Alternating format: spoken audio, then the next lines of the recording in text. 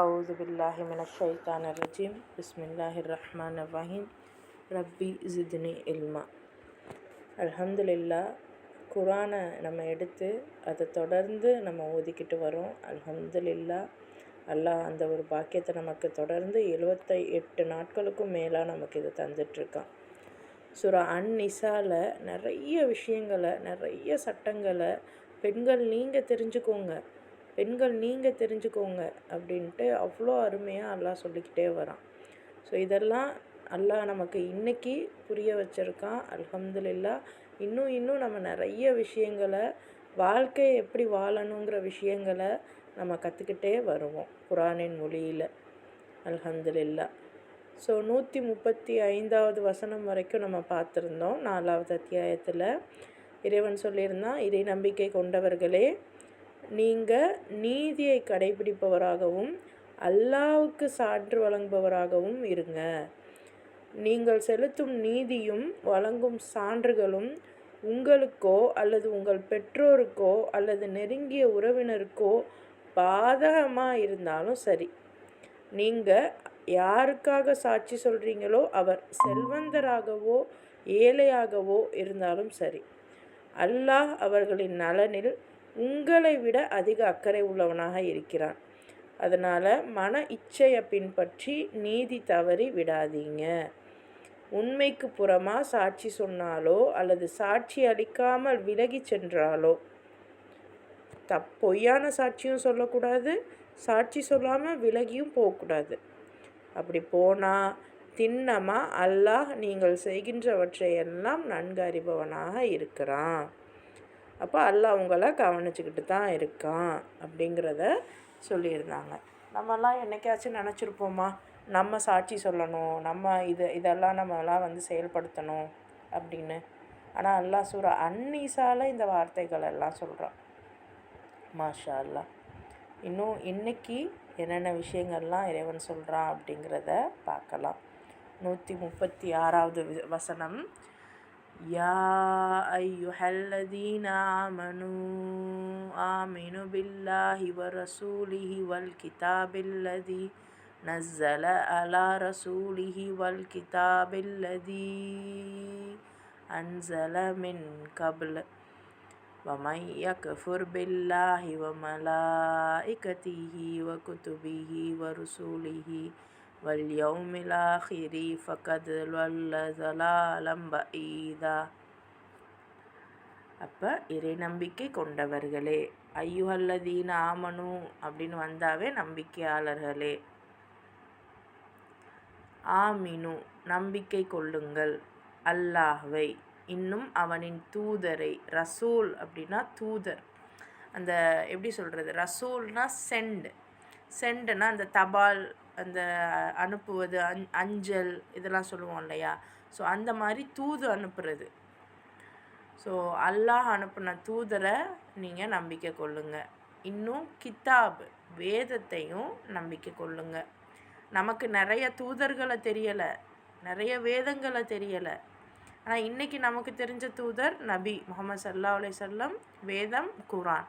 So இது இறங்கப்படும் போது இவரை நம்புங்க, குரானை நம்புங்க அப்படின்னு தான் இறங்கப்பட்டது.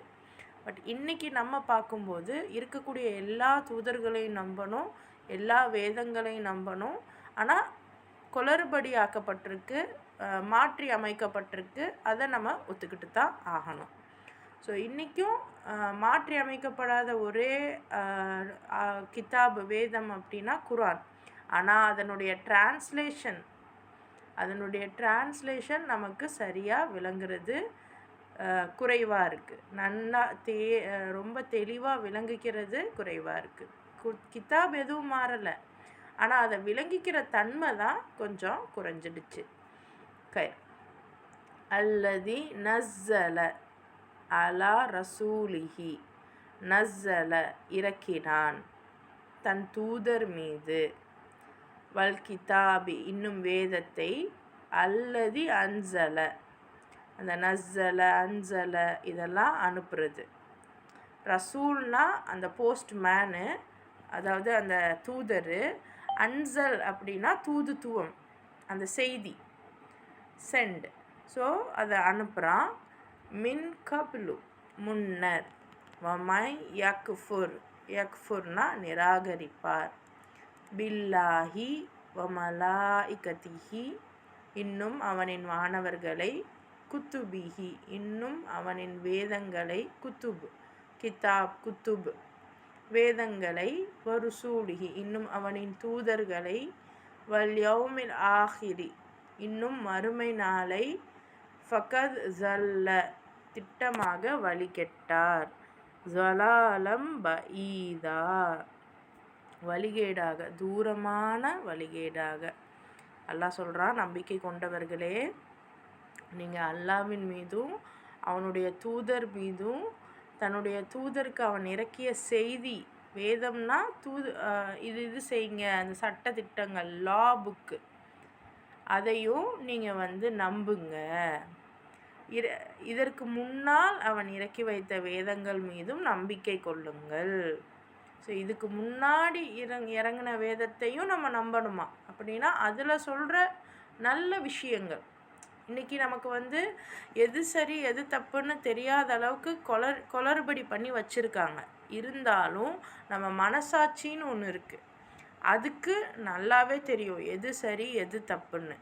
ஸோ வேதம் அப்படிங்கிறது இறைவன் சொன்ன விஷயங்கிறது எந்த ஒரு ஆட்களுக்கும் ஒருதலைபட்சமாக அது இருக்காது. யார் ஒருத்தரையும் ஒருதலைபட்சமாக சிறப்புப்படுத்தாது, யார் ஒருத்தரையும் கஷ்டப்படுத்தாது.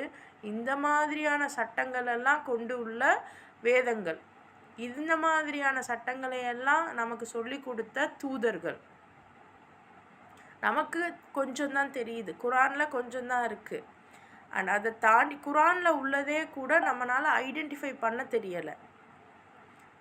நம்மளையே எத்தனையோ பேர் ஈசாவையும் இயேசுவையும் ஐடென்டிஃபை பண்ண தெரியலை. ஈசா தான் இயேசுன்னு நம்மளால் சொல்ல தெரியல, மூசா தான் இவங்க வணங்குற அந்த கிருஷ்ணன் அப்படிங்கிறது சொல்ல தெரியல. ஏன்னா நிறைய குளறுபடிகள் இருக்குது. பட் ஸ்டில் யாரெல்லாம் நீதமான விஷயங்களை நமக்கு சொல்லி கொடுத்துருக்காங்களோ அதையெல்லாம் நம்ம இப்போ ஏற்றுக்கரலாம். யாரெல்லாம் தவறான விஷயங்களை சொல்லித்தராங்களோ அதையெல்லாம் நம்ம நிராகரிக்கலாம். அதை நம்ம புரிஞ்சுக்கிறதுக்கு இறைவன்கிட்ட தான் நம்ம வழி கேட்கணும். இறைவன் தான் நம்மளுடைய மனதை சுத்தப்படுத்தி சரியான விஷயங்களை நமக்கு புரிய வைப்பான். ரைட்? ஸோ எல்லா வேதங்களையும் நம்புங்கிறான். குரானை மட்டும்தான் நான் நம்புவேன், எல்லா வேதங்களையும் நீங்கள் நம்புங்க. யார் அல்லாஹ்வையும் அவனுடைய வானவர்களையும், ஸோ இந்த இடத்துல வானவர்கள்கிட்ட நமக்கு என்ன பிரச்சனை வரப்போகுது? நம்ம அவங்களெல்லாம் நம்புகிறோம் தானே, வானவர்கள்கிட்ட பிரச்சனை இல்லை. ஆனால் வானவர்கள் தான் இயற்கை அப்படிங்கிற ஒரு விஷயத்தை கையில் வச்சுருக்காங்க. அல்லாஹ் சொல்கிற வேலையெல்லாம் வானவர்கள் செய்கிறதுனால தான் நம்ம அதை பார்க்கையில் இயற்கையாக நடக்குதுன்னு நினைக்கிறோம். ஒரு காற்று வீசுகிறதா இருக்கட்டும், மழை பெய்கிறதா இருக்கட்டும், நட்சத்திரங்கள் நகர்றதா இருக்கட்டும், பூமி சுழல்வதாக இருக்கட்டும், அந்த அருவி வர்றதாக இருக்கட்டும், ஒரு டிஸ்ட்ரக்ஷன் நடக்கிறதா இருக்கட்டும், அல்லது ஏதாவது ஒரு அற்புதமான விஷயங்கள் நடக்கிறதா இருக்கட்டும், இல்லை சாதாரணமாக சூரியன் உதிக்கிறது மறைகிறதாக இருக்கட்டும், ஒரு அழகான பழங்கள் விளைவிக்கிறதாக இருக்கட்டும், இயற்கையாக என்னென்னலாம் இருக்கோ எல்லாமே வானவர்களுடைய டியூட்டி. அப்போ அதில் இயற்கைக்கு மாறாக நம்ம எதையெல்லாம் செய்கிறோமோ, இன்றைக்கி நம்ம இந்த ஹார்ப் டெக்னாலஜிலாம் சும்மா அடித்து பாருங்கள், மழையெல்லாம் மனுஷங்க நினச்சா பெய்ய வைக்கிற மாதிரியான டெக்னாலஜிலாம் இருக்குது. ரைட்? அண்ட் அதையும் சிலர் நன்மைக்குன்னு சொல்கிறாங்க. டெக்னாலஜியை நம்ம பயன்படுத்தலை, பட் அந்த டெக்னாலஜி நல்லதுங்கிறாங்கல்ல, அதுதான் பிரச்சனை. ஸோ அப்போ இந்த இடத்துல மாணவர்களை இயற்கையை நம்பாமல் தானே நம்ம செயற்கையை அக்செப்ட் பண்ணிக்கிறோம். மாணவர்கள் அவங்க டியூட்டியை கரெக்டாக பார்ப்பாங்கன்ற நம்பிக்கை இருந்தால் நம்ம ஏன் செயற்கைக்கு போக போகிறோம்? ஸோ வானவர்களையும் அவனுடைய வேதங்களையும் அவனுடைய தூதர்களையும், தூதர்னு சொல்லலை, தூதர்கள் அப்படின்னா ப்ளூரல்லனா இருக்கக்கூடிய எல்லா தூதர்கள், நமக்கு தெரியாத தூதர்களும் இருக்காங்க. நபி லாஸ்ட்டு தூதர், பட் அதுக்கு முன்னாடி இன்றைக்கி உள்ள சித்தர்கள் பற்றி மற்ற விஷயங்கள் பற்றிலாம் நமக்கு தெரியாது. தெரியாது அப்படிங்கிறதுனால அது இல்லைன்னு ஆயிடாது. ஸோ நல்ல விஷயங்கள், நீதமான விஷயங்கள் யாரெல்லாம் நமக்கு சொல்லி தந்திருக்காங்களோ, பட் அதோட டிரான்ஸ்லேஷன்ற பேரில் இன்றைக்கி வேறு மாதிரிலாம் சொல்லித்தராங்க. அதையும் நம்ம ஒத்துக்கிட்டு தான் ஆகணும். ஒரு சின்ன ஒரு திருக்குறள், அதை நான் ஒரு ஒரு ஆப்பில் பார்க்குறேன். அதை வந்து 3 பேர் மொழிபெயர்த்துருக்காங்க.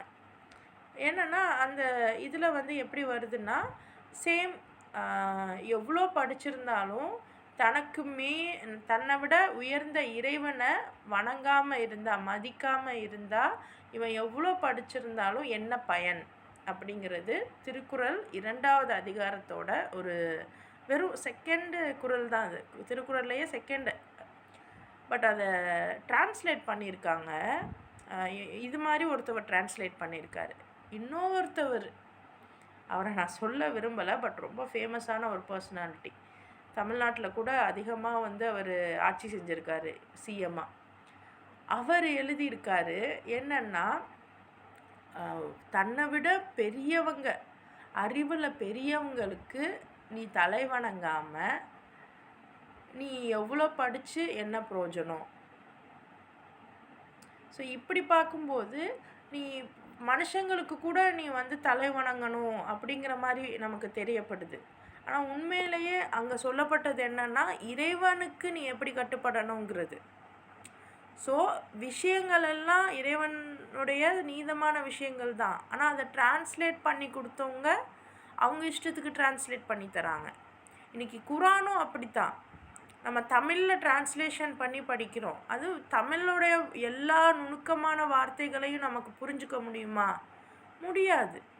ஸோ அதனால தான் குரானுமே நமக்கு வந்து பல இடங்களில் புரிய மாட்டேங்குது. ஸோ முடிஞ்ச அளவு நம்ம வந்து நம்ம மைண்டை விசாலமாக்கி எந்தெந்த இடங்களில் நம்ம புரிஞ்சுக்கணும், எப்படி புரிஞ்சுக்கிடணும் அப்படிங்கிறத நம்ம சிந்திக்கணும். ரைட்? அப்போ இந்த இறைவன் மீதும் அவன் அனுப்பிய இந்த தூதுத்துவத்தின் மீதும் இன்னும் வானவர்கள் மீதும் இன்னும் மறுமை நாளையும் யார் வந்து இதெல்லாம் நம்பிக்கை கொள்ளணுமா, இதிலெல்லாம் நம்பிக்கை கொள்ளுங்கள். இதை யார் மறுக்கிறாங்களோ அவன் வழிகேட்டிலேயே உழன்று வெகு தூரம் சென்று விட்டான். அப்போ இவங்களெல்லாம் அந்த மறுக்கிறத காஃபிர்னு சொல்கிறாங்க. அப்போ இவங்க மறுக்கிறாங்க மட்டும் கிடையாது. எப்போ ஒரு விஷயத்தை நம்ம மறுப்போம், அதாவது ஒரு ரூல்ஸ் இருக்குது. அந்த ரூல்ஸை எப்போ நம்ம ஓவர்டேக் பண்ணுவோம்? அதை நம்ம அடையணுங்கிறதுக்காக ஓவர்டேக் பண்ணுவோம். கரெக்டாக? அதை நம்ம அடையணும் அப்படிங்கிற அந்த எண்ணத்தில் தான் ஓவர்டேக் பண்ணுவோம். இல்லைன்னா அது இருக்குது, அதுபடி நம்ம போகிறோம். இதில் என்ன இருக்க போகுது? ஸோ ஒரு விஷயத்தை நம்ம மறுக்கிறோம் அப்படின்னா அதை வந்து நான் அடைய விரும்புகிறேன்னு அர்த்தம். அப்போ அந்த மாதிரி ஆட்கள் இன்றைக்கி யார் இருக்காங்க? அவங்க தான் காஃபீர். அல்லாஹ் ரொம்ப தெளிவாக சொல்கிறான். நம்ம வந்து யார் வந்து நம்மளை அப்படி செய்ய வைக்கிறாங்களோ அவங்கள விட்டுடுறோம், செய்கிற மனிதர்களை பிடிச்சிக்கிறோம். பட் உண்மை என்ன அப்படின்னா, யார் செய்ய வைக்கிறா, யார் இறைவனுடைய தன்மையெல்லாம் தனக்கு வரணும்னு நினைக்கிறா, யார் வானவர்களுடைய தன்மையெல்லாம் உடச்சிட்டு அந்த தன்மையெல்லாம் தான் இஷ்டத்துக்கு வரணும்னு நினைக்கிறா, யார் வேதங்களை எல்லாம் உடச்சி விட்டுட்டு தான் சொன்னது தான் வேதமாக இருக்கணும்னு நினைக்கிறா, யார் தூதர்களை எல்லாம் விட்டுட்டு நம்ம சொல்கிறது தான் தூதுத்துவம்னு இருக்கணும், மறுமை நாளாக இருக்கணும் அப்படின்னு யார் நினைக்கிறா? இது எல்லாமே கார்ப்பரேட் நினைக்கும். கார்ப்பரேட் பற்றி தெரிஞ்சுக்கோங்க. கார்ப்பரேட் அவ்வளோ அவ்வளோ அவ்வளோ இன்றைக்கி உலகம் அதை சுற்றி தான் இருக்குது. ஸோ கார்ப்பரேட்டை பற்றி நிறைய விஷயங்கள் தெரிஞ்சுக்கோங்க. கஃபரு, கார்ப்பரேட். ரைட், அடுத்த ஆயத்தை பாருங்கள். இன்னல்லதீன ஆமனு சும்ம கஃபரு சும்ம ஆமனு சும்ம கஃபரு சும்ம ஜதாது குஃப்ரன் லம் யகுனில்லாஹு லியக்ஃபிர லஹும் வலா லியஹ்தியஹும் சபீலா. எவர்கள் நம்பிக்கை கொண்ட பின்னர் நிராகரித்தார்களோ, மறுமுறையும் நம்பிக்கை கொண்டு அதற்கு பின்பும் நிராகரித்தார்களோ, பிறகு தம் நிராகரிப்பில் தீவிரமாக மூழ்கி கொண்டே சென்றார்களோ அத்தகையோரை ஒருபோதும் அல்லாஹ் மன்னிக்க மாட்டான், அவர்களுக்கு நேர்வழி காட்டவும் மாட்டான். அப்போ முதல்ல நம்பிக்கை கொண்டு பின்னர் நிராகரித்தாங்க, திருப்பியும் நம்பிக்கை கொண்டு பிறகு நிராகரிக்கிறாங்க. நல்லா யோசிங்க, அது எப்படி நம்பிக்கை கொண்டு நிராகரிக்கிறாங்க அப்படின்னா, இன்றைக்கி ஒன்றும் இல்லை, நம்ம ஒரு ஸ்வீட்டு கடை வச்சுருப்போம், இல்லை ஏதாவது ஒரு ஒரு ஒரு கடை வச்சுருப்போம், ஒரு ஹோட்டலோ ஏதோ வச்சுருப்போம். நல்லா நான் உங்களுக்கு விசுவாசமாக இருக்கேன் அப்படின்னு நம்ம பக்கத்திலேயே இருந்து என்ன பண்ணுறாங்க, நம்மளுடைய எல்லா பிஸ்னஸ் விஷயங்களையும் கற்றுக்குறாங்க, கற்றுக்கிட்டு நம்ம இருக்கிற அதே கடையில் இது இது இது இனி உன் கடை இல்லை, இது இனிமேல் என் கடை, நான் தான் இதெல்லாம் செய்ய போகிறேன், நீங்கள் பண்ண மாதிரிலாம் நான் ஸ்வீட் செய்ய மாட்டேன், ஏன் இஷ்டத்துக்கு எனக்கு தேவை மாதிரி என்னோடய லாபத்துக்கு தான் நான் செய்வேன் அப்படிங்கிற மாதிரி அது மாற்றிக்கிறது. அந்த நம்ம படங்கள்லாம் இன்றைக்கி நான் குரானை ஏன் படங்களை வச்சு சொல்கிறேன் அப்படின்னா, சுபஹானல்லாஹ் அது ரொம்ப தவறான ஒரு விஷயம். பட் ஸ்டில் உங்களுக்கு புரியணுங்கிறதுக்காக நான் ஒரு ஐடியாலஜிக்கு நான் சொல்கிறேன், இறைவன் பொருந்தி கொள்வானாக. ஸோ நம்ம பார்ப்போம், அதாவது ஓனரையே நம்ம இது பண்ணிவிட்டு அந்த தொழிலாளர்கள் டேக் ஓவர் பண்ணுற மாதிரி. ஸோ அந்த மாதிரிலாம் நம்ம நிறைய பார்த்துருப்போம். ஆனால் உண்மையிலேயே அதெல்லாம் ரியாலிட்டியாகவே கூட நடக்குது தான். என்னென்னா அல்லாஹ் தான் ஓனரு. அல்லாஹ் சொன்ன ஏன்னா நமக்கு தெரியாது, நமக்கு ஒரு சாதாரண மனிதர்களுக்கு, சாதாரண ஆட்களுக்கு எப்படி தெரியும்? ஓனருக்கு தெரிஞ்ச விஷயங்கள் சாதாரண மனிதனுக்கு எப்படி தெரியும்? அப்போ ஓனரை நாங்கள் நம்புகிறோம், ஓனருக்கு நாங்கள் விசுவாசமாக இருக்கோம் அப்படிங்கிற பாணியில் நாங்கள் அப்படியே போயிட்டு அப்புறம் அதை நிராகரிக்கிறோன்னா ஓனரையே நம்ம இது பண்ணிட்டு எல்லாரையும் நம்ம கண்ட்ரோலுக்கு கொண்டு வர நினைக்கிறோம். ஆனால் முடியுமா? ப்ராக்டிக்கலாக அது சாத்தியமாகுமா? ஓனர் தான் என்றைக்கா இருந்தாலும் ஜெயிக்க முடியும். ஸோ அந்த மாதிரி இவங்க தோக்கும்போது திருப்பியும் அவங்க என்ன பண்ணுறாங்க, சரி தப்பு தான், திருப்பியும் நாங்கள் நம்பிக்கை கொள்கிறோம், திருப்பியும் உங்ககிட்ட நாங்கள் விசுவாசமாக இருக்கோம் அப்படி திருப்பியும் நிராகரிக்கிறாங்க. ஸோ இன்றைக்கி நம்ம இந்த நிலைமைக்கு இருக்கிறதுக்கு காரணம் இவங்க இப்படி பண்ணது தான். இந்த காஃபிர்கள்ங்கிறது நீங்கள் கார்ப்பரேட்டை கணக்கில் வைங்க. காஃபிர்னு வந்தாவே இன்றைக்கி சூழலுக்கு நம்ம கார்ப்பரேட்டை தான் நினைக்கணும். ஏன்னா இவங்க சாதாரண மற்ற மதத்தவர்கள்னால நமக்கு எந்த பிரச்சனைகளும் வர்றதில்லை. ஏன் இல்லை, அவங்க தானே இந்த மாதிரி ஆர்எஸ்எஸ்லாம் இது பண்ணி நம்மளெல்லாம் ரொம்ப இது பண்ணுறாங்க. எல்லாம் மீடியா சொல்லுது. நம்ம கண்ணால் நம்ம ஏதாவது பார்க்குறோமா? நம்ம கண்ணால் ஏதாவது யாராவது நம்மளை இது பண்ணுறாங்களா? எல்லாம் மீடியாவோட இன்ஃப்ளூயன்ஸில் இப்போ சிலர் மாறுறாங்க, தொடர்ந்து அதை காமிச்சு மாற்றுறாங்க. பட் உண்மையிலேயே நம்ம யார் அதை காமிக்கிறாங்க அவங்கள தான் மெயினாலாம் நம்ம பார்க்கணும். ஸோ இறைவனுக்கு நிராகரிச்சுட்டு திருப்பி நம்பிக்கை கொண்டுட்டு திருப்பி நிராகரிக்கிறாங்க. ஸோ இந்த மாதிரி ஆட்களை அல்லாஹ் ஒரு காலம் மன்னிக்க மாட்டான். ஸோ இது அவங்களுக்கும் பொருந்தும், நம்மக்கிட்டையும் யோசிச்சு பாருங்கள்.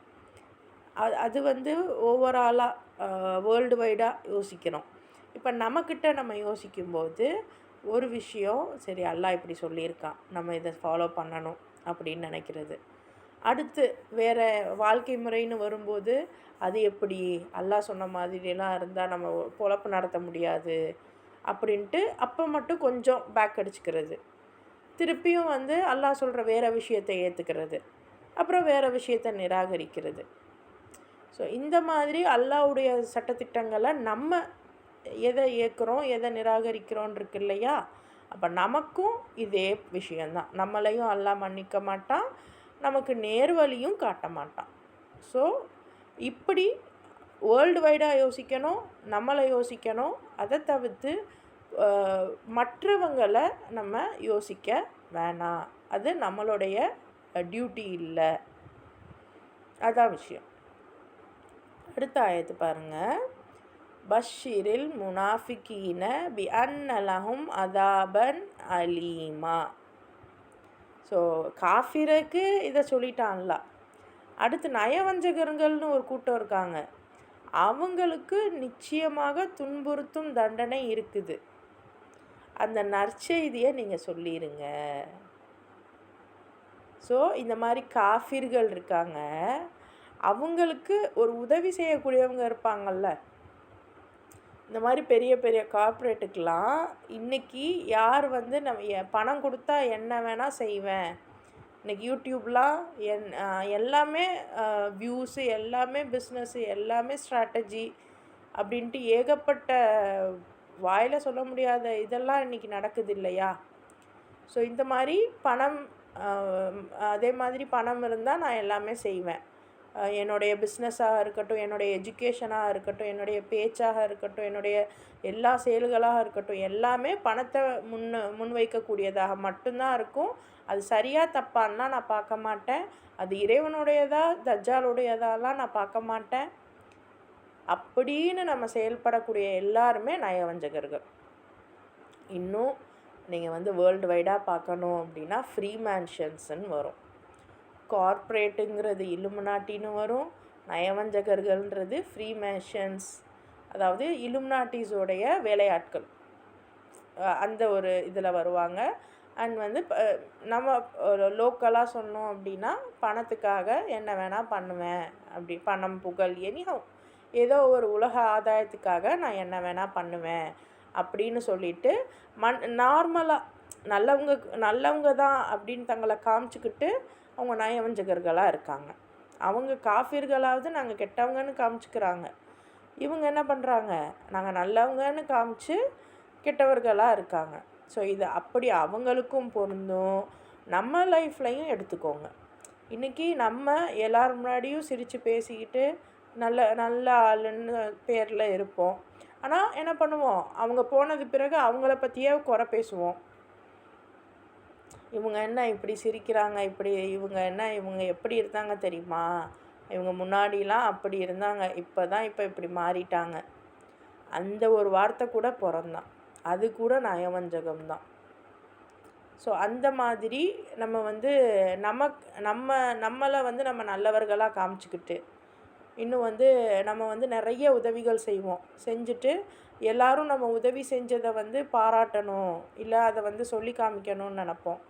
இல்லை அப்படி சொல்லலை, எந்த இடத்துலையும் அது வெளிப்படுத்தப்படலை அப்படின்னா நன்றி கெட்டவங்க அப்படின்னு சொல்லிடுவோம். இது இயல்பு தான், நம்ம மனசார வர்றது தான். பட் அது எல்லாம் நயவஞ்சகத்தனத்துக்கு பொருந்தும். ஸோ அப்போ அதுக்கு ப்ராப்பராக நம்ம எப்படி வாழணுங்கிறது தான் குரான் 1 by 1 சொல்லித்தருது. அப்போ இந்த நயவஞ்சகர்களுக்கும் நீங்கள் துன்புறுத்தக்கூடிய வேதனை இருக்குது, நற்செய்தி சொல்லிடுங்க அப்படின்னு அல்லாஹ் சொல்கிறான். நற்செய்தினா ஒரு மாதிரி அந்த சார்க்கசம்னு சொல்லுவாங்க, அதாவது நகைச்சுவையாக அவங்கள திட்டுறது, வஞ்ச புகழ்ச்சியாக சம்திங் அப்படி சொல்லுவாங்க இல்லையா. அந்த மாதிரி அவங்களுக்கு நல்ல செய்தி சொல்லிடுங்க, அவங்களுக்கு கண்டிப்பாக துன்புறுத்தக்கூடிய வேதனை இருக்குது அப்படின்னு அல்லாஹ் சொல்கிறான். ரைட். அடுத்த அந்த நயவஞ்சகர்களை பற்றி அல்லாஹ் சொல்கிறான். அல்லதீன யத்தகிதூனல் காஃபிரீன அவ்லியா மின் தூனில் முஃமினீன் அயப்தகூன இந்தஹுமுல் இஸ்ஸத ஃபஇன்னல் இஸ்ஸத லில்லாஹி ஜமீஆ.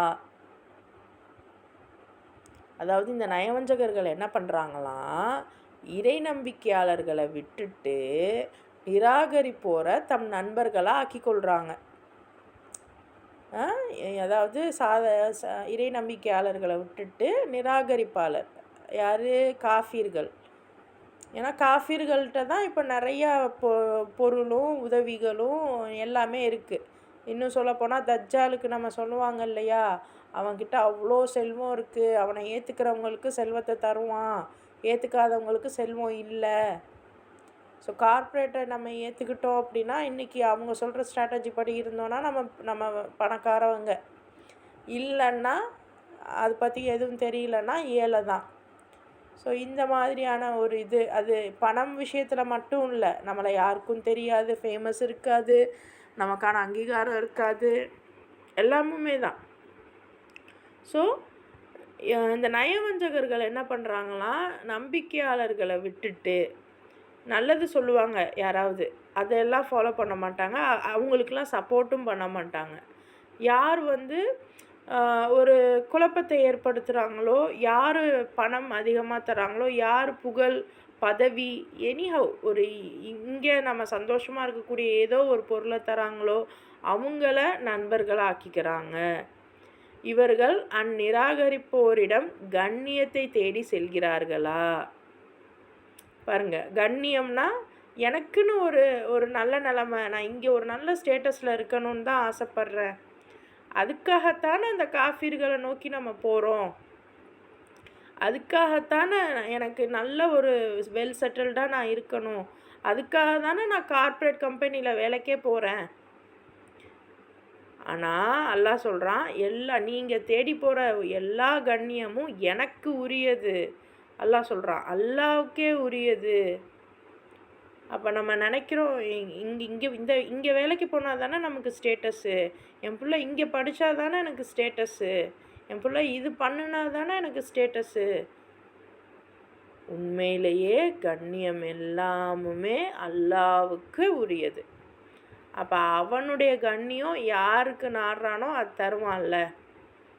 ஒருவேளை மற்றவங்க கண்ணுக்கு அது ஒரு நல்ல கண்ணியமாக இல்லாமல் போகலாம், ஆனால் இறைவன் முன்னிலையில் அதுதான் கண்ணியமாக இருக்கும். ஸோ யாருக்கு உரியதோ அவங்க தான் டிசைட் பண்ணுவாங்க இது என்னன்னு. இப்போ நான் ஒரு சமையல் செய்கிறேன் அப்படின்னா நான் தானே டிசைட் பண்ணுவேன் அது என்ன சமையல்னு. நீங்கள் டிசைட் பண்ண முடியாதுல்ல. இப்போ அந்த மாதிரி அல்லாஹ்க்கு தான் அது உரியது அப்படின்னா கண்ணியம் என்னன்னு அவன் தான் டிசைட் பண்ணுவான், மற்றவங்க டிசைட் பண்ண முடியாது. ஸோ நம்ம கண்ணியத்தை தேடி நமக்கு பொருள் கிடைக்கும், நமக்கு பணம் கிடைக்கும், நமக்கு ஃபேமஸ் ஆகும், இந்த மாதிரி எதை தேடியும் போகிறதுல பிரயோஜனமே இல்லை. இதெல்லாம் காஃபிர்களுக்கும் நல்லா தெரியும், இருந்தாலும் நயவஞ்சகர்களுக்கும் நல்லா தெரியும்.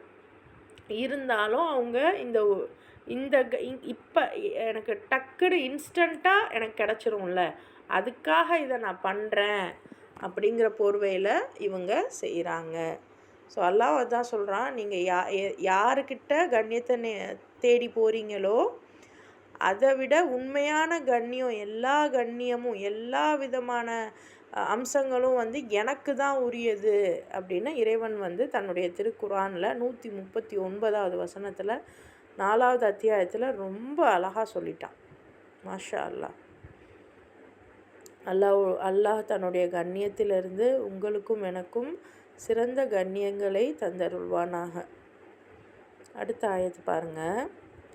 وَقَدْ نَزَّلَ عَلَيْكُمْ فِي الْكِتَابِ أَنْ إِذَا سَمِعْتُمْ آيَاتِ اللَّهِ يُكْفَرُ بِهَا وَيُسْتَهْزَأُ بِهَا فَلَا تَقْعُدُوا مَعَهُمْ حَتَّى يَخُوضُوا فِي حَدِيثٍ غَيْرِهِ إِنَّكُمْ إِذًا مِثْلُهُمْ إِنَّ اللَّهَ جَامِعُ الْمُنَافِقِينَ وَالْكَافِرِينَ فِي جَهَنَّمَ جَمِيعًا.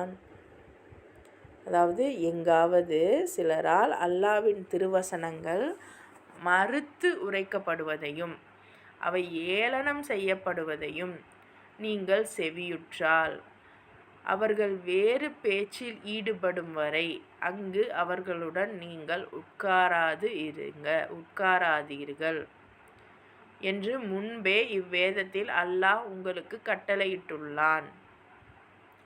இனி அவ்வாறு செய்வீர்களாயின் நீங்களும் அவர்களை போன்றவர் ஆவீர்கள். உறுதியாக அறிந்து கொள்ளுங்கள், அல்லாஹ் நயவஞ்சகர்களையும் நிராகரிப்பவர்களையும் நரகத்தில் ஒன்று சேர்ப்பவனாக இருக்கிறான். பாருங்க, நயவஞ்சகர்கள் நிராகரிப்பாளர்களை சொல்லிட்டு அல்லாஹ் இந்த விஷயத்த சொல்கிறான். அதாவது முன்னாடியே நான் உங்களுக்கு சொல்லிட்டேன், யாராவது இந்த வசனங்களை மறுத்து உரைக்கிறாங்க, இல்லைன்னா ஏளனம் செய்கிறாங்க அப்படின்னா நம்ம நினச்சிக்கிட்டு இருக்கோம் குரானை வந்து எதுவும் தப்பாக பேசுகிறாங்க, இல்லை வந்து ஏதாவது இஸ்லாத்தை பற்றி அவமானமாக பேசுகிறாங்க, அப்போ வந்து நம்ம அந்த இடத்த விட்டு போயிடணும். அப்படி கிடையாது. அல்லாஹ் இந்த மாதிரி நீங்கள் வாழுங்கன்னு சொல்லிட்டு வரான். நீங்கள் வந்து பணத்தை இப்படி செலவு பண்ணுங்கள், இப்படி சேமிங்க, இப்படி சம்பாதிங்க, கடனை இப்படி கொடுங்க, வட்டி உங்களுக்கு இல்லை, பிஸ்னஸில் உங்களுக்கு வந்து என்னது வட்டி கிடையாது, ஆனால் இன்வெஸ்ட்மெண்ட் ஷேரு இதெல்லாம் இருக்குது. இன்னும் நீங்கள் வந்து எந்த முறையில் நடந்துக்கிடணும், சொத்து பங்கீடு என்ன, இந்த மாதிரி இவ்வளோ விஷயங்கள் இருக்குது. ஆனால் ஸ்கூல்லையும் காலேஜ்லேயும் என்ன பாடம் எடுக்கிறாங்கன்னு நீங்கள் சும்மா ரெஃபர் பண்ணி பாருங்கம்மா. என்ன பாடம் என்ன சொல்லித்தராங்க எல்லாமே ரெஃபர் பண்ணி பாருங்கள். குரானுக்கு அப்படியே மாற்றமாக இருக்கும். ஆனால் இன்றைக்கி சூழலில் என்னால் அதுலேருந்து வெளிவர முடியாது தான். ஏன்னா கிளாஸை விட்டு வெளியே வர முடியுமா, காலேஜை விட்டு வெளியே வர முடியுமா? ஆனால் அங்கே இருந்துகிட்டே கூட என்னால் பிரித்து பார்க்க தெரியணும், எது சரி எது தப்பு. ஸோ அந்தளவுக்கு நம்ம இன்றைக்கி நம்மளோட கடமை நம்ம பிள்ளைங்களுக்கு இந்த ஹிதாயத்தை கொடுத்து விட்டே ஆகணும். அதுங்க போகிற இடம் எல்லாமே காஃபிரும் முனாஃபிக்குகளும் சுற்றி நிறைந்து இருக்காங்க. நம்மளே இன்றைக்கி காஃபிரா முனாஃபிக்கான்னு தெரியலை, அந்தளவுக்கு நம்ம இருக்கோம்.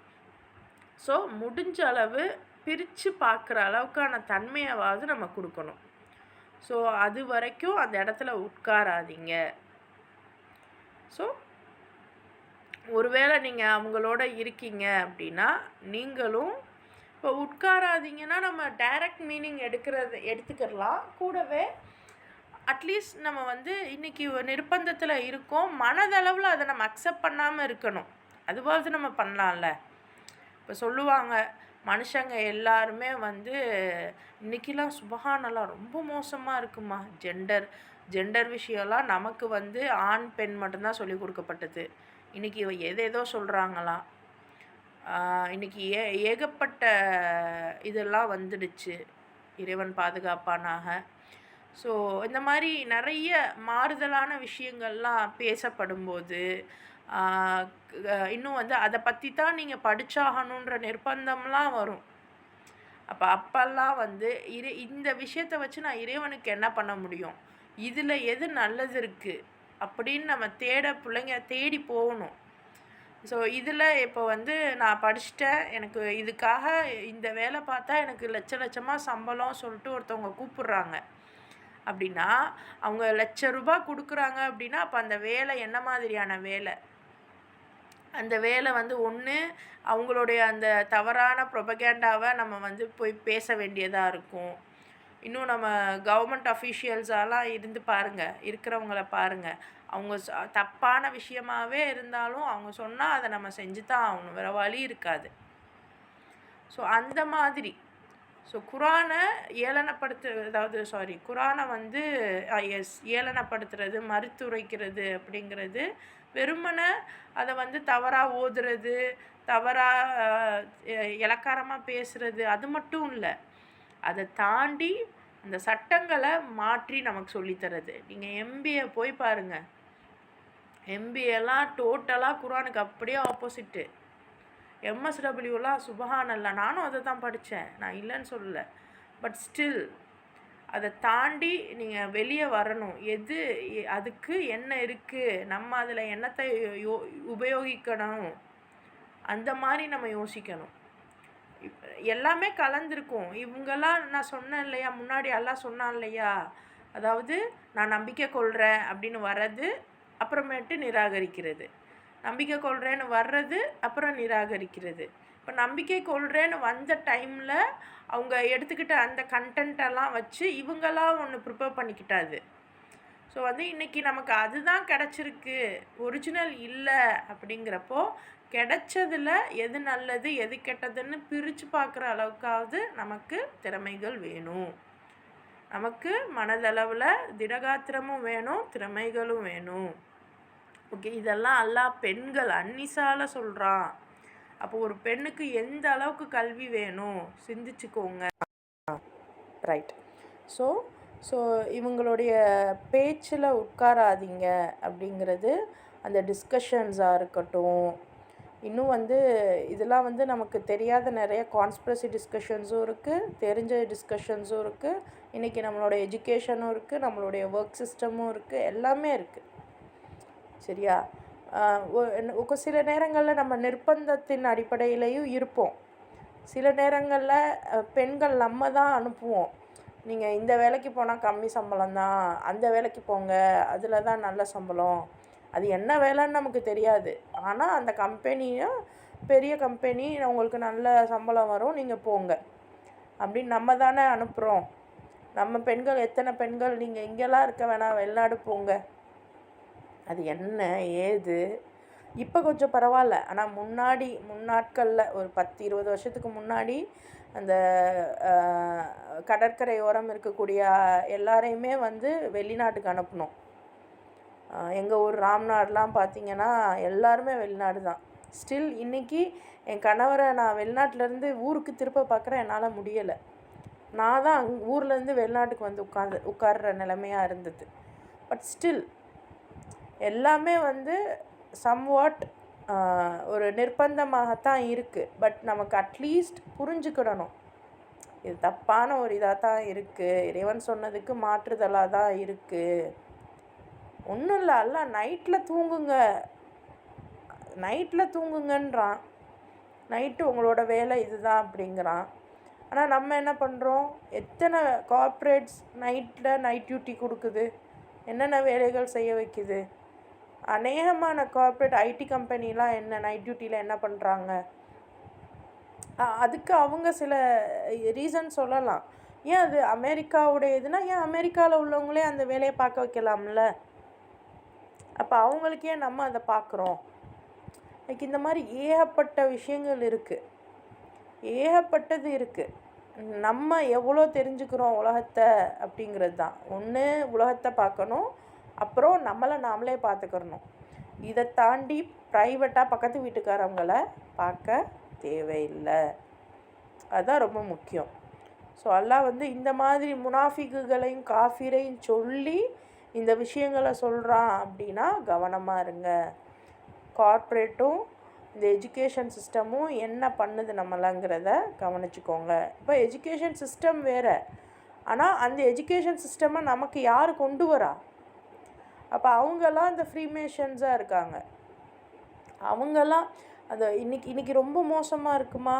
நீங்கள் ஸ்கூலு டியூஷனு அதோடு உங்கள் குழந்தைங்கள விட்டுறாதீங்க. என்ன நடக்குது ஏது நடக்குதுன்னு பாருங்கள். பிள்ளைங்க பக்கத்தில் உட்காருங்க, பிள்ளைங்க என்ன செய்யுதுங்கிறத கவனிங்க.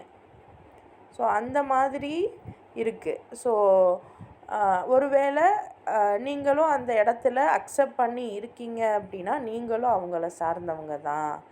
நிச்சயமாக அல்லாஹ் நயவஞ்சகர்களையும் நிராகரிப்பாளர்களையும் நரகத்தில் ஒன்று சேர்ப்பான் அப்படின்னு இறைவன் சொல்கிறான். அடுத்த ஆயத்து பாருங்கள். அல்லதீன யதரப்பஸூன பிக்கும் ஃபஇன் கான லகும் ஃபத்ஹும் மினல்லாஹி காலூ அலம் நகும் மஅக்கும் வஇன் கான லில் காஃபிரீன நசீபும் காலூ அலம் நஸ்தஹ்வித் அலைக்கும் வனம்னஅக்கும் மினல் முஃமினீன் ஃபல்லாஹு யஹ்குமு பைனக்கும் யௌமல் கியாம வலன் யஜ்அலல்லாஹு லில் காஃபிரீன அலல் முஃமினீன சபீலா. அப்போ இந்நயவஞ்சகர்கள் உங்களுக்கு என்ன நேரப்போகிறது என்று எதிர்பார்த்து கொண்டிருக்கிறார்கள். அல்லாவிடமிருந்து உங்களுக்கு வெற்றி கிட்டினால் நாங்கள் உங்களுடன் இருக்கவில்லையா என்று கூறுவார்கள். நிராகரிப்போரின் கை ஓங்கியிருந்தால் உங்களுக்கு எதிராக போரிட நாங்கள் சக்தி பெற்றிருக்கவில்லையா? இருந்தும் இறை நம்பிக்கையாளரிடமிருந்து நாங்கள் உங்களை காப்பாற்றவில்லையா என்று அவர்களிடம் கூறுவார்கள். உங்களுக்கும் அவர்களுக்கும் இடையே இதை குறித்து மறுமை நாளில் அல்லாஹ் தீர்ப்பு வழங்குவான். அத்தீர்ப்பில் இறை நம்பிக்கையாளர்களுக்கு எதிராக நிராகரிப்பவர்கள் மேலோங்க எவ்வழியும் அல்லாஹ் ஒருபோதும் வைத்திட மாட்டான். இது நபியோட காலத்துலேயும் நடந்திருக்கு. அப்போ இவங்கெல்லாம் இவால்வேட் ஆகிருக்காங்க, அவ்வளோதான். அப்போலேருந்தே இருக்காங்க. அன்றைக்கி காலகட்டத்தில் அப்படி இருந்தாங்க, இன்றைக்கி காலகட்டத்தில் இப்படி இருக்காங்க, அவ்வளோதான். என்னென்னா இந்த நிராகரிப்பாளர்கள் கிட்ட இவங்க இந்த ஃபஸ்ட்டு எல்லாம் பேசுகிறது நல்லா பாருங்கள், நயவஞ்சகர்களை தான் பேசுகிறான். இவங்க எப்படி இருப்பாங்கன்னா, உங்களுக்கு ஏதாவது ஆகப்போதா, ஒரு முஸ்லீமுக்கு ஒரு ஒரு சாதாரண ஒரு மனிதனுக்கு ஏதாவது ஆகப்போதா, ஏதாவது ஆகுதா அப்படின்னு எதிர்பார்த்தே இருப்பாங்களாம். ஏன்னா இதெல்லாம் வந்து அந்த அந்த யுத்த கால டைமில் நபிக்கு இறங்கின வசனங்கள். ஸோ அப்போ அந்த டைமில் நபிக்கு வந்து நாங்கள் வந்து நம்பிக்கை கொள்கிறோம் அப்படின்னு, நாங்களும் முஸ்லீம் தான் அப்படின்னு நபிக்கிட்ட வந்துட்டு சலுகைகளை எடுத்துக்கிட்டு மேற்கொண்டு நாங்கள் இதெல்லாம் செய்ய மாட்டோம், நாங்கள் உங்களோட சண்டைக்கெலாம் வரமாட்டோம் அப்படின்னு பேக் அடித்தாங்க. அதே மாதிரி தான் இன்றைக்கி நம்மக்கிட்டையும் என்ன பண்ணுறாங்க, உங்களுக்கு நல்லதுக்கு தான், உங்களுக்காகத்தான் நாங்கள் இதெல்லாம் செய்கிறோம், நாங்களும் உங்கள் ஆட்கள் தான் அப்படின்னு நமக்குள்ளேயே இருக்காங்க. நமக்கு நல்லது செய்கிறதாக சொல்லிக்கிட்டு பொலிட்டீஷியன்ஸாக இருக்கட்டும், சில மார்க்கத்தை சொல்லி கொடுக்குறவங்களாக இருக்கட்டும், சில எல்லா இடங்கள்லையுமே நம்ம உறவுகளாக இருக்கட்டும், எல்லா இடங்கள்லையுமே உங்களுக்கு நாங்கள் நல்லது தான் செய்ய போகிறோம் அப்படின்னு சொல்லிக்கிட்டு, உங்களுக்கு ஏதாவது தப்பு நடக்குதா, நீங்கள் ஏதாவது பிரச்சனைக்கு உள்ளே போகிறீங்களா அப்படின்னு பார்த்துக்கிட்டே இருக்காங்க. ஒருவேளை இறைவன்கிட்டேருந்து உங்களுக்கு வெற்றி வந்துருச்சுன்னா, நீங்கள் ஜெயிச்சிட்டிங்கன்னா, உங்கள் கூட நான் இருக்கேன், நமக்கே தெரியும் நம்ம கூட அவங்கெல்லாம் இல்லைன்னு, இருந்தாலும் சொல்கிறது, நாங்கள் உங்கள் கூட இருந்தோம் இல்லையா அப்படின்னு சொல்லுவாங்க. இப்போ இன்ஃபேக்ட் இப்போ பாருங்களேன், எத்தனை ஸ்கூலில் போய் தான் அந்த பிள்ளை வந்து நல்ல ஃபஸ்ட் மார்க் எடுக்குதா. அப்போ ப்ரைவேட் டியூஷன் ஒன்று, இன்னும் ஒவ்வொரு கிளாஸுக்கும் ஸ்பெஷல் கிளாஸ் ஒன்று, வீட்டில் வேற படிக்கணும், இவ்வளவும் படித்து அது ஃபஸ்ட் மார்க் எடுக்கும். அதுக்கு நான் தான் நீ தான்ட்டு ஒவ்வொருத்தவங்க பெருமை கொண்டாடிப்பாங்க. பட் அது வெற்றின்னு நான் சொல்ல வரல. பட் ஸ்டில் அது ஒரு ஒரு ஒரு என்ன சொல்கிறது, ஒரு நல்ல ஒரு இடம், நல்ல ஒரு பொசிஷன் அப்படிங்க வரும்போது நான் தான் அதுக்கு காரணம்னு தங்களை வந்து சொல்லிக்கிறாங்க. அதே சமயம் நிராகரிப்போரின் கை ஓங்கி இருந்தா, யார் வந்து இறைவனை நிராகரித்து எல்லாத்தையும் நிராகரித்து நான் அதுக்கு முன்னே நிற்பேன் அப்படின்னு வராங்க, அந்த நிராகரிப்போரின் கை ஓங்கிருச்சுன்னா அவங்கக்கிட்ட ஓடி போயிட்டு, உங்களுக்கு எதிராக எங்களால் போரிட முடியும் தான், நான் இவங்க கூட தான் இருக்கேன், இருந்தாலும் உங்களுக்கு எதிராக நான் எதுவுமே சொல்லலை பாருங்க அப்படின்னு சொல்லிட்டு அவங்கக்கிட்ட போயிட்டு ஒரு ஒரு மியூச்சுவல் அண்டர்ஸ்டாண்டிங் ஆகிக்கிட்டு வந்துடுறது. ஸோ இங்கேயும் அந்த டபுள் ஆக்டுன்னு சொல்லுவாங்கள்ல, அந்த மாதிரி இங்கே அங்கேயும் வந்து நல்லவர்களாக மாறி மாறி நடிச்சுக்கிறது. ஸோ இதெல்லாம் குறித்து அல்லாஹ் ஃபைனலாக நமக்கு தீர்ப்பு சொல்லுவான். அந்த தீர்ப்பில் இறை நம்பிக்கையாளர்களுக்கு எதிராக நிராகரிப்பவர்கள் மேலோங்க. இன்றைக்கி நான் இறை நம்பிக்கையாளருக்கு எதிராக நிராகரிப்பவர்கள் மேலோங்கி இருக்காங்க, நம்ம பார்க்குறோம். என்ன தான் அல்லான்னு சொன்னாலும், நீதமாக நடந்துக்கிட்டாலும் நம்மளால் மேலே வர முடியலையே. ஆனால் இஷ்டத்துக்கு போய் பேசுகிறாங்க, இஷ்டத்துக்கு எல்லா தவறும் செய்கிறாங்க, அவங்களாம் மேலே இருக்காங்களே அப்படின்னு நம்ம பார்ப்போம். ஆனால் அல்லாஹ் சொல்கிறான், ஃப்யூச்சரில் கியாமத்தில் இறை நம்பிக்கையாளருக்கு எதிராக எந்த நிராகரிப்பாளரும் மேலோங்கிட முடியாது, அந்த மாதிரி வழியை அல்லாஹ் ஒருபோதும் வச்சிட மாட்டான் அப்படின்னு அல்லாஹ் குறிப்பிடுறான். அடுத்த ஆயத்து பாருங்கள். இன்னல் முனாஃபிகீன யுகாதிஊனல்லாஹ வஹுவ காதிஊஹும் வஇதா காமு இலஸ் ஸலாத்தி காமு குஸாலா யுராஊனன் நாஸ வலா யதுகுரூனல்லாஹ இல்லா கலீலா. இப்போ இந்த நயவஞ்சகர்கள் என்ன பண்ணுறாங்களாம், அல்லாஹ்வை ஏமாற்றுறாங்க, உண்மையில் அவனே இவர்களை ஏமாற்றத்திற்குள்ளாக்குகிறான்.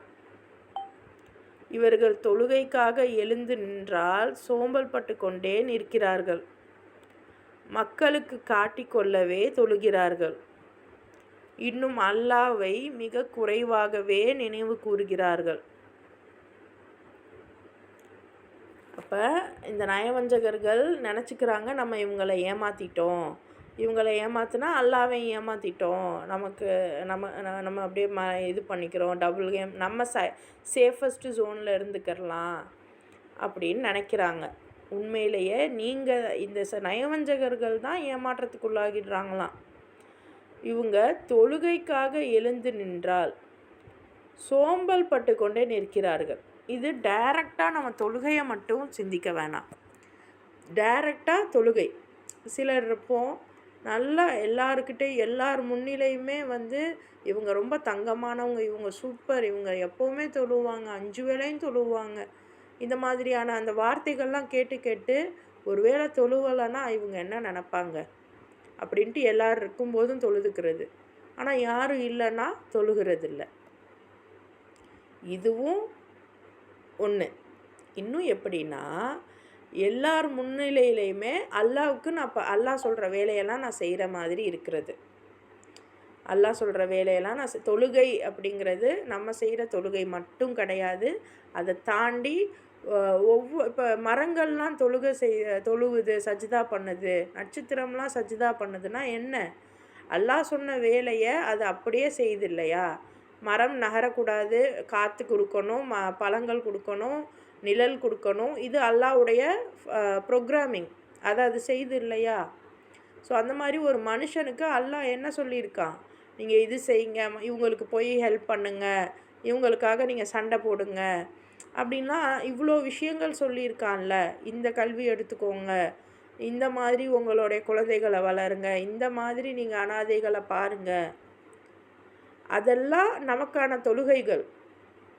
அதை செய்கிறதுக்கு நமக்கு சோம்பேறித்தனமாக இருக்குது.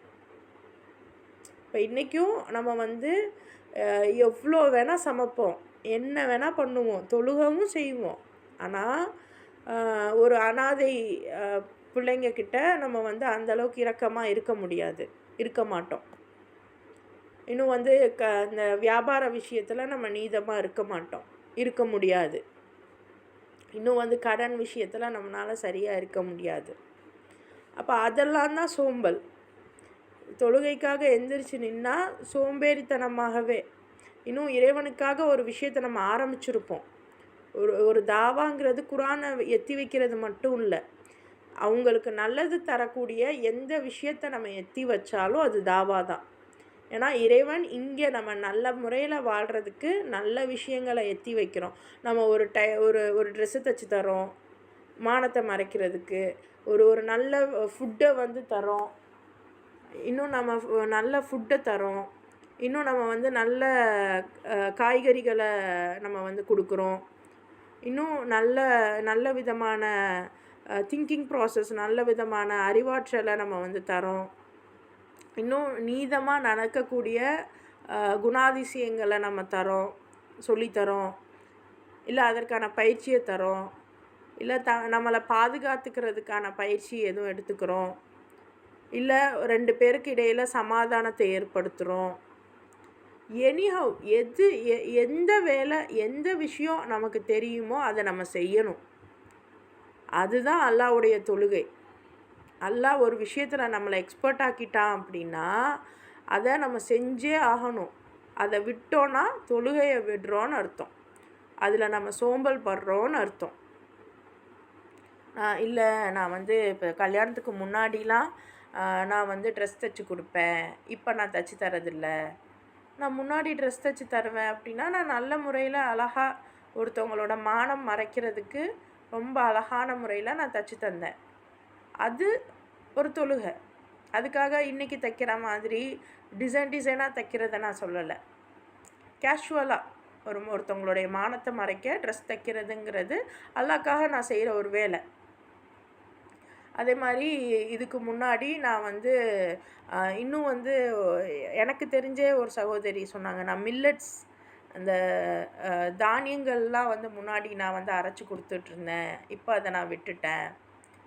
அப்போது இது சோம்பல், இது தொழுகையில் நமக்கு இருக்கக்கூடிய சோம்பல். என்னென்னா தானியம் இன்றைக்கி எவ்வளோ இஷ்யூஸ் இருக்குது உணவு வகையில்.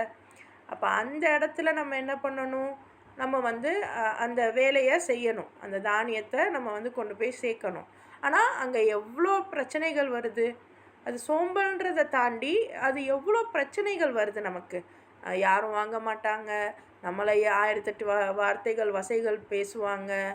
அப்படி இருந்தும் அல்லாஹ்க்காக அல்லாஹ் இந்த விஷயங்களை இவ்வளோ இந்த மாதிரி ஃபுட்டு எடுத்துக்க சொல்லியிருக்கான், இந்த மாதிரி நம்மளை வந்து இருக்க சொல்லியிருக்கான். ஆனால் இன்றைக்கி அப்படியே மாறி இருக்குது. குரானில் சொன்ன மாதிரியும் இல்லை, நபி சொன்ன மாதிரியும் இல்லை, மாறி இருக்குது. என்னால் ஒரு ஃபுட்டில் என்னால் ஒரு விஷயத்தை கொடுக்க முடியும் அப்படின்னா அதை நான் செய்கிறேன் இல்லையா, அது தொழுகை. அதுவும் ஒரு தொழுகை தான்.